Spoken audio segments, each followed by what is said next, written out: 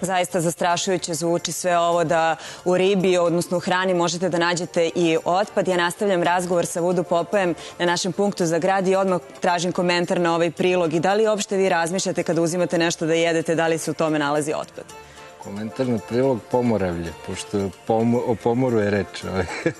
Odmah vi na svoju stranu i na neki zanimljiv tekst. Hajde kad već govorimo o tekstovima, vi ste angažovani muzičar, dakle tu otprilike nema dileme. Da li vi možete kroz svoj rad da probudite svest naših građana da vode više računa o otpadu i o drugim stvarima?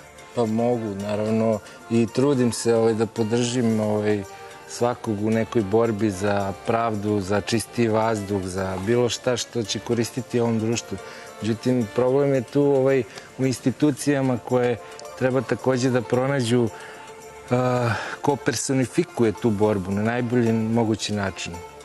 Zanima me da li taj način vašeg rada potiskuje možda umetnost u drugi plan?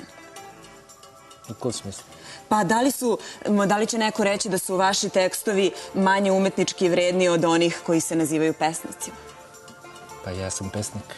Vi sebe nazivate? Ja sam tako počeo, ja sam po vokaciji pesnik. A muziku sam iskoristio da bi tu svoju poeziju plasirao na najbrži način.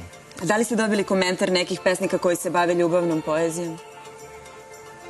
Pa da. I šta oni kažu? Pa kažu imaš odlične ljubavne pesme i tako dalje. Kako si to napisao? To je sigurno bilo teško, jer malo me bola ruka, ali... A od onih koji pišu rodoljubivu poeziju? Šta s njima? Da li su oni dali komentar neki na vaše tekstove? Pa cene me, znači mislim, govorimo o svojoj zemlji, mislim, ističem njene kvalitete, kritikujem ono što ne valja, gledam realno na... A da ste imali nekad problem zbog te kritike? Pa, nikad neki veći, nešto drastičan, mislim. A šta radite kad ne pišete i ne pevate? Šta radim? Pa odmaram, u principu, tako pored reke, ako nije zagađena i te stvari. Dobro, danas nema odmaranja, šta ćemo da čujemo? Čućemo pesmu Samo sam tvoj.